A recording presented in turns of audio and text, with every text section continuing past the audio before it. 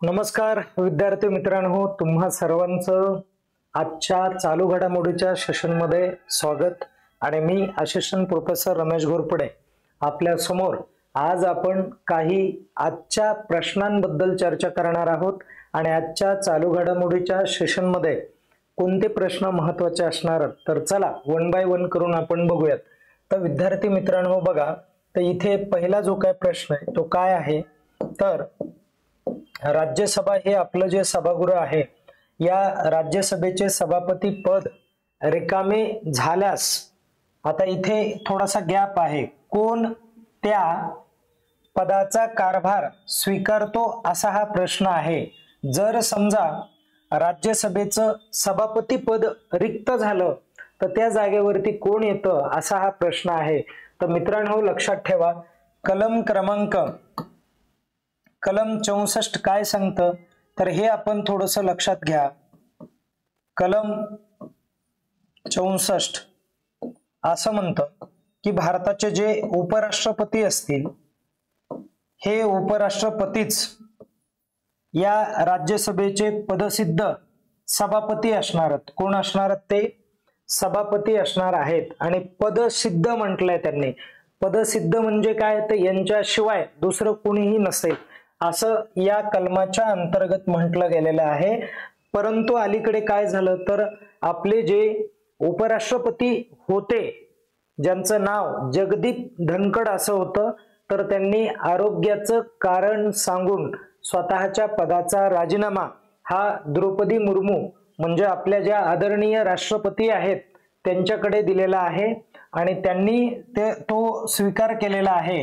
आणि बघा हा जो राजीनामा आहे तो कोणत्या कलमाच्या अंतर्गत दिला जातो मित्रांनो, तर हा कलम क्रमांक 67 याच्या अंतर्गत, कलम क्रमांक 67 ए च्या अंतर्गत हा त्यांनी राजीनामा दिलेला आहे। ओके, हा राजीनामा स्वेच्छेने जेव्हा द्यायचा असतो तेव्हा आपल्या संविधानाचं कलम 67 ए अंतर्गत हा राजीनामा उपराष्ट्रपती हे आदरणीय राष्ट्रपतींना देतात, हे कायम लक्षात ठेवा। आता आपण थोडस पुढे जाऊयात।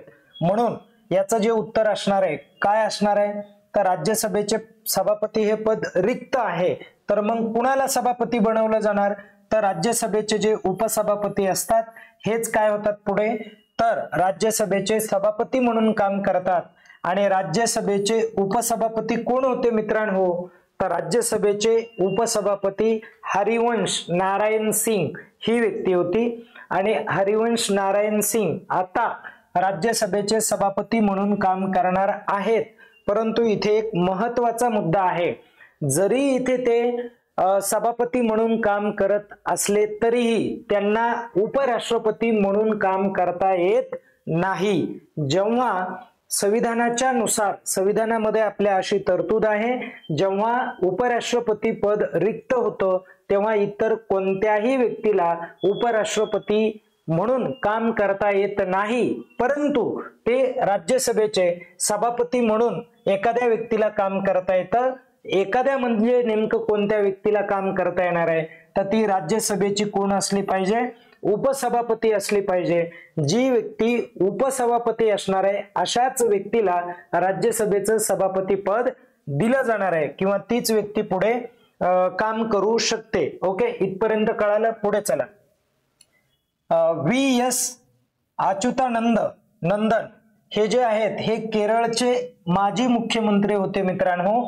आणि कोणत्या वयात त्यांचं निधन झालेलं आहे तर 21 तारखेला त्यांचं निधन झालं, 21 जुलै ठीक आहे 2025 या तारखेला त्यांचं निधन झालं। तर निधन होताना त्यांचं वय काय होतं मित्रांनो तर ते 101 या वयाचे होते।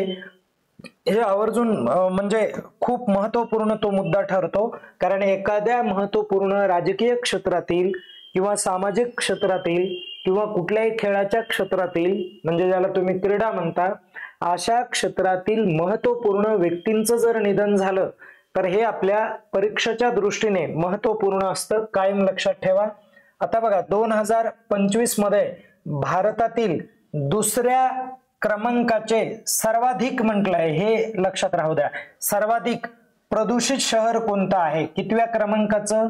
तर दुसऱ्या क्रमांकाचं शहर कोणतं आहे प्रदूषित, हे तुम्हाला सांगितलं आहे.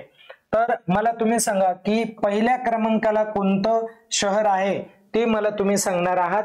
प्रदूषित शहर. आणि हे शहर मी मागे सांगितलं होतं तुम्हाला, यावरती आपला प्रश्न देखील झाला होता. जे आसाम आणि मेघालय यांच्या सीमेवरचं ते शहर आहे, ते तुम्हाला सांगायचंय. ओके, तर मित्रांनो लक्ष द्या. तर हे प्रदूषित जे काय शहर आहे ते शहर कोणतं आहे? नवी दिल्ली आहे. नवी दिल्लीमध्ये मोठ्या प्रमाणात प्रदूषण वाढत आहे, म्हणून तो एक प्रदूषित असलेला भाग आहे आणि ते भारतामधलं 2 नंबरचं प्रदूषित शहर आहे. लक्षात राहू द्या. स्वच्छता सर्वेक्षण 2024-25 चा अहवाल आला होता. या अहवालाच्या अंतर्गत किंवा त्याच्या माध्यमातून हा जो काय मुद्दा आहे तो उपस्थित झाला. आणि नंतरचा प्रश्न काय आहे बघा. तर अटल इनोव्हेशन मिशन हे जे आहे, आता हा काय प्रकार आहे हे एकदा लक्षात घ्या.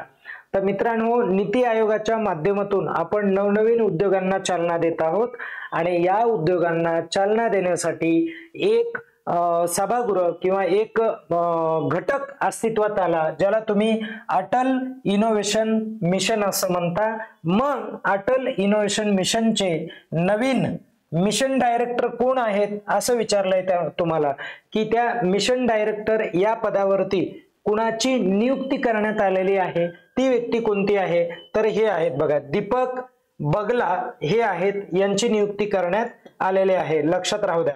नंतरचा आपण प्रश्न बघूयात. बघा इथं काय म्हटलंय त्यांनी, नंतरचा महत्वाचा प्रश्न आहे. गिफ्ट सिटी आहे आणि ही गिफ्ट सिटी कोणत्या राज्यामध्ये आहे असा पण तुम्हाला प्रश्न पडू शकतो. तर गिफ्ट सिटी जी आहे ती गुजरात या राज्यामध्ये आहे मित्रांनो. बघा, जी फॉर गुजरात.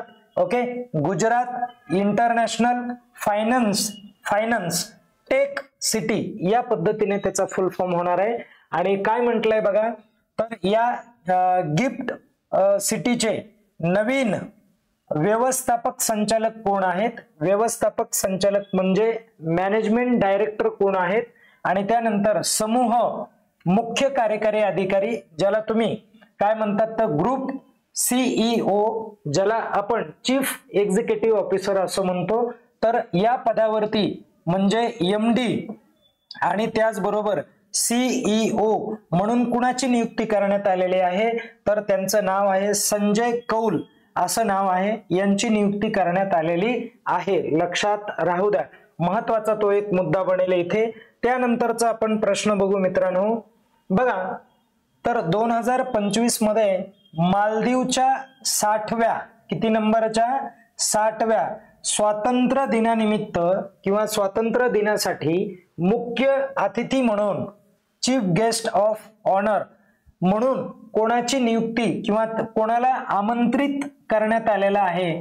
तर मालदीव या राष्ट्राने कुणाला आमंत्रित केलेलं आहे ते तुम्हाला सांगायचं आहे. तर याचं करेक्ट उत्तर असणार आहे नरेंद्र मोदी. ठीक आहे, माननीय आपल्या भारताचे पंतप्रधान नरेंद्र मोदी यांना निमंत्रण आलेलं आहे, किंवा त्याला काय निमंत्रण म्हणण्यापेक्षा आमंत्रण हा शब्द करेक्ट असेल. आमंत्रण दिलेलं आहे मालदीवने. ठीक आहे, तर मित्रांनो हे पण समजून घ्या की हे जे 60 वर्ष हा कुणाच्या म्हणजे नियंत्रणाखाली किंवा कुणाच्या वर्चस्वाखाली हा देश होता? मालदीव. तर मालदीव हा जो देश आहे हा देश ब्रिटिशांच्या वर्चस्वाखाली होता. हे पण तुम्ही लक्षात राहू द्या. ओके, पुढे जाऊयात आपण. तर आणि 26 तारीख त्यांचं हे आहे बघा, स्वातंत्र्य दिन आहे त्यांचा 26 जुलै 2000 ठीक आहे 25 म्हणजे आता साजरा केला जात आहे. पुढे जाऊयात आपण. बघा, भारतात कोणते पहिले राज्य आहे जिथे CTB नावाची जी काय चाचणी आहे, जी त्वचाची चाचणी असणार आहे, स्किन टेस्ट असणार आहे, कोणती आहे? CTB skin taste. ओके, लक्षात राहू द्या. आणि ही जी स्किन टेस्ट आहे ही का करण्यात येत आहे? तर लेटेंट, बघा लेटेंट TB जो असणार आहे म्हणजे लेटेंट ट्युबरक्लोसिस जो असणार आहे, क्षयरोग असणार आहे, या लेटेंट ट्युबरक्लोसिसचं रूपांतर ऍक्टिव्ह, बघा लक्षात ठेवा, ऍक्टिव्ह ट्युबरक्लोसिस मध्ये झालं नाही पाहिजे म्हणून काय करण्यात येत आहे, तर ही टेस्ट घेण्याचं ठरवलं आहे आणि खूप चांगली टेस्ट आहे, ज्याने पटकन लक्षात येईल की एखाद्या व्यक्तीला टीबी होतोय का. ओके, या गोष्टीचं इथे म्हणजे विचारात घेतलं जाणार आहे किंवा पडताळणी केली जाणार आहे. तर इथे आपल्याला समजून घ्यायचं आहे, तर ते राज्य कोणतं आहे, तर केरळ हे राज्य आहे, ज्या राज्याने ही टेस्ट म्हणजे घेण्याचं ठरवलं आहे. आणि एक शेवटचा प्रश्न आहे बघा, जगदीप धनखड हे आपल्या भारताचे माजी उपराष्ट्रपती होते. तर इथं असा प्रश्न विचारलाय की हे भारताचे कितवे उपराष्ट्रपती होते, मग तर भारताचे मित्रांनो होते 14वे उपराष्ट्रपती होते. आणि इथे तुम्हाला मी एक महत्वाचा मुद्दा सांगतो, लक्ष द्या.